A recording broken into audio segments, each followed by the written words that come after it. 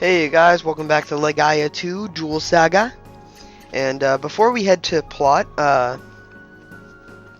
let's check out that area that we got from getting that book called The Forest Maze. And at this level you are at in this game, granted you don't grind like crazy, and I do mean like crazy, like I know some people that grind to near max level during the beginning of a game by grinding like the little pitiful enemies, but if you didn't and you're a normal person or not trying to challenge yourself, this part of the area you shouldn't really be in per se, because it's not like it loops or anything like that. It's just that the enemies here are really tough. I'm gonna show them off. I'm not gonna fight them, obviously, Haven't noticed us yet. because I can't. Because I can attack, but Maya can't, and I'm very low health. So instead, we are going to be. I just showed off the area as I would normally. So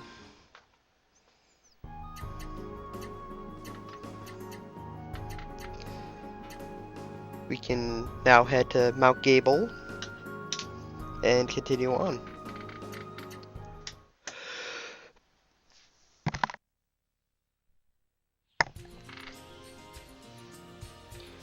Now, Mount Gable is where we need to go next. There's a pretty easy chest you can get early on, and we're about to be challenged with the hardest puzzle we've ever faced, but right after this guy. Haven't noticed With us yet. flower power, which is pretty much the same enemy as before, except for with a lot more health. And let's do a thunder flash.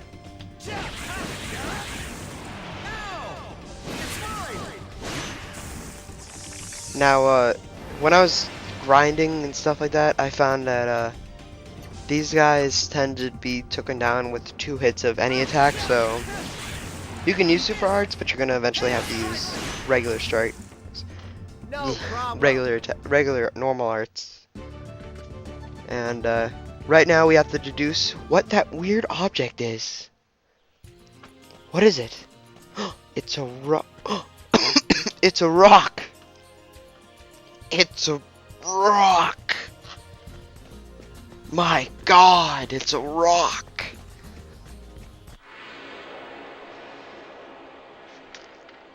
But in any case, next enemy is Baku Warrior 1 and 2. These guys still have the same ability. They can steal your stuff, and they hit harder. I don't really think they have that much more health. Red Whirlwind. Let's roll. And they also carry swords. And Maya with her late guardingness. These enemies I actually find relief coming into battle and fighting. But yeah.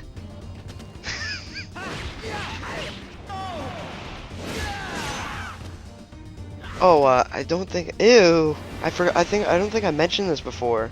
But when you have a status condition on an enemy or yourself, you look just ugly. Like, I think during one of the cut battles, No problem. I was stunned and green, and that looked just bleh. Because it's pretty much just the character model without any of the textures. Well, only one texture, and they're green. And it just looks very bad. Kind of wishes that, like, what would happen is that it would just be like a red. It would just be like a mist kind of thing, like surrounding you is green mist instead of you turning completely green. But, in any case, I am just checking my equipment because I want to. And, one more step and it's the enemy fight. And I don't think we actually fight this one. No, we don't. Mount Gable's easy to climb. It's only a couple feet long. So, and you already saw the most of the enemies. There's only one more enemy that we can possibly face, and I don't face him down here. Spoiler warning. And we are at some dude's house. And as you can see, there's nobody in the background. There's nobody on the side area over there.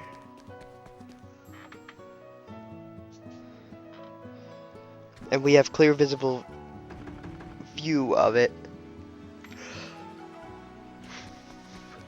And bam, there's some random old man over there. He's a middle-aged man. And that probably would have hurt her face if she ran full force into him. And this is another character we have the chance to name. What's your name? I'm Matt, and you?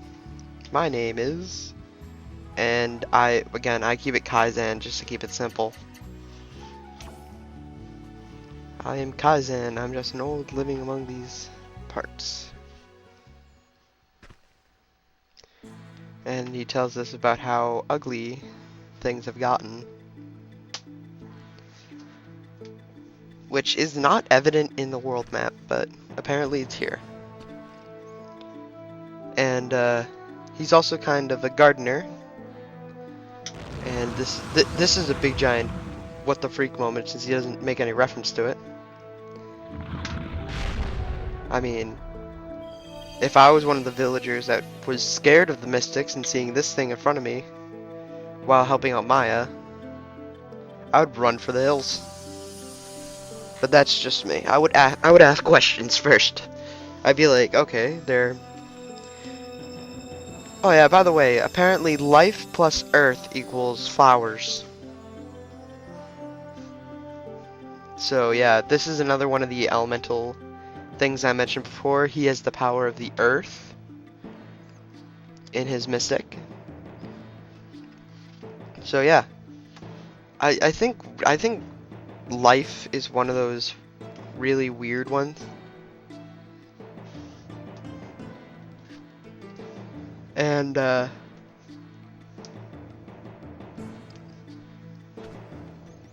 you know about that gold-eyed man? I think we were staring at his chest more so when we were fighting him. That dude was ripped. And we said the logical thing. Instead of saying no way, we say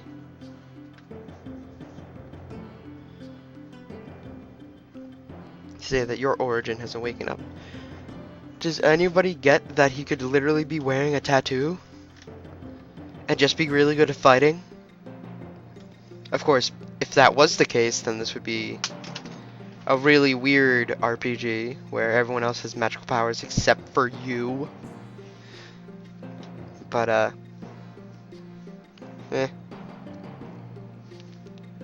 he just explained what an origin is, and I missed reading it.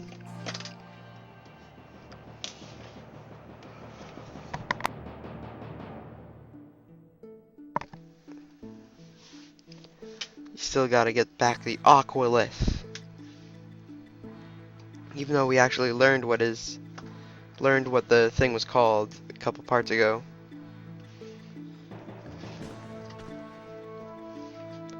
Now,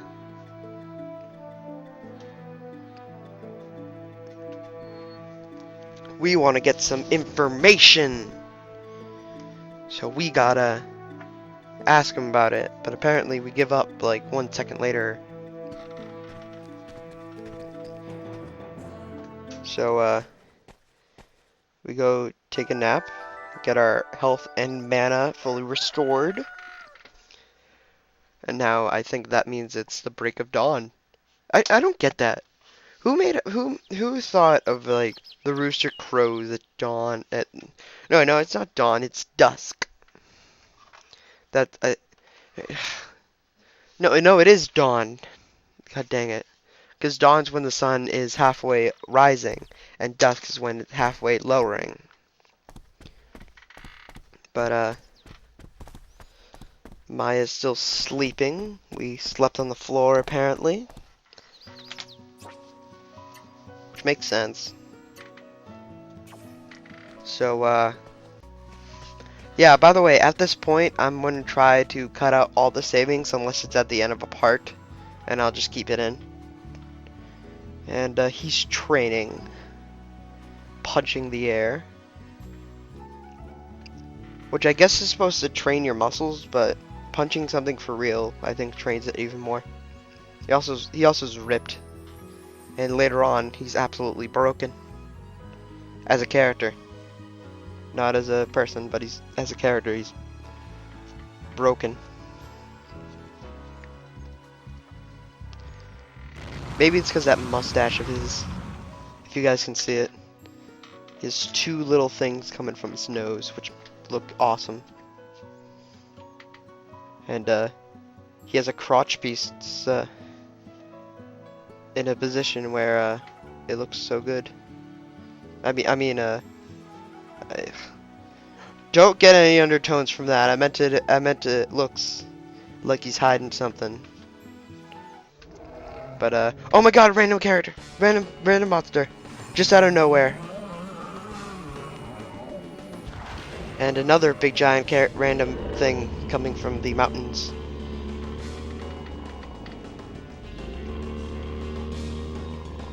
It sounds like it's yawning too. So we have a boss fight against Mook, I would say, or a Golduck, and I think you can't attack him upwards. He will, because he's not tall enough to be hit by an upwards attack. See?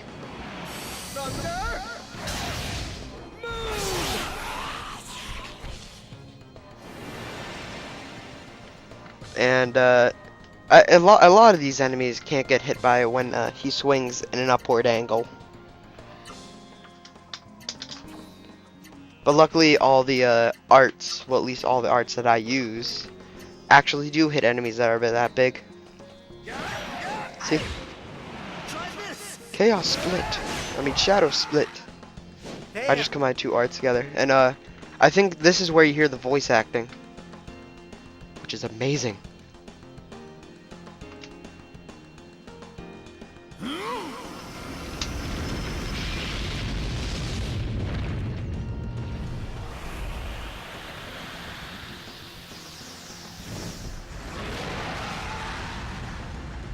By the way, the plants are fine. Oh, never mind. That wasn't the voice acting part. There's one where you hear the voice of Kaizen, which is irritating on the ears, I would say. But luckily, the majority of the text that are in this game, it's mostly text, so you don't hear any of the voices. But apparently they give up on the plants, even though they didn't try using both Earth and Life again. They just tried using Life, and it didn't work. And then they're just like, they're officially dead. There's no way to save them.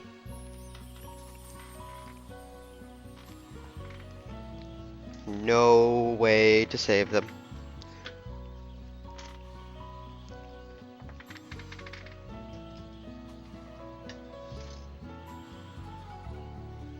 May be able to rip open the earth, but I can't help with the growing of a single flower. Which I don't get, again, because he's earth. The only chance is active is the other spirit inside of you. You just called it a mystic. Oh no, he called the good sage's origin. Power inside of me. So, you won't believe what needs to be done to tap into this said power. But, oh, you'll see, I think, in the next part.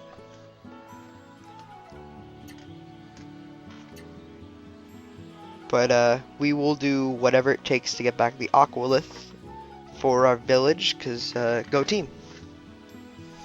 Represent, homeboy, home dog, shindig.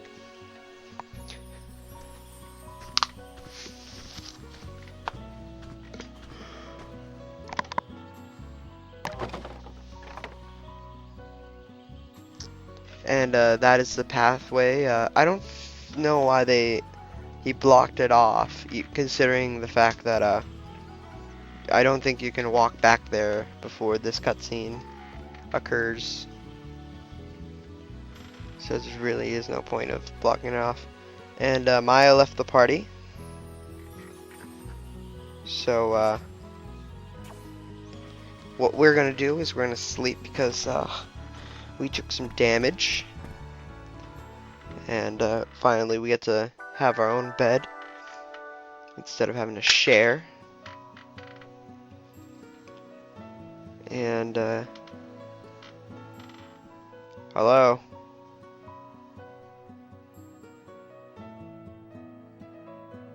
Well, I think I might have got... Nope, never mind.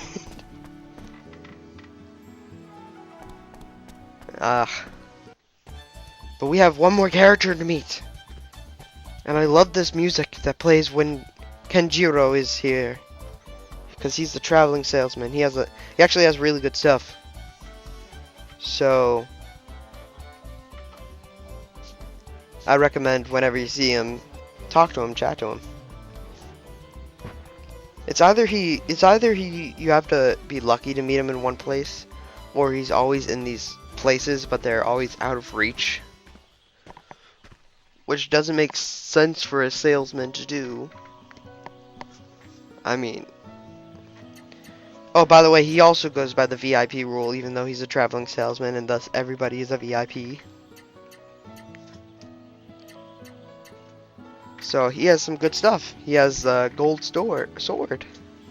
And I'm going to cut it out because I'm going to cut out a lot of this because I mostly just try to compensate and try to find a way I can actually buy the sword.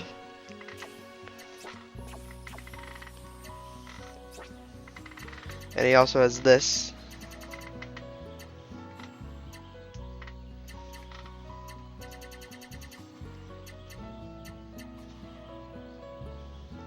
So, yeah, this part was legit dedicated to shopping. But in the next part, we're going to be actually exploring the next area.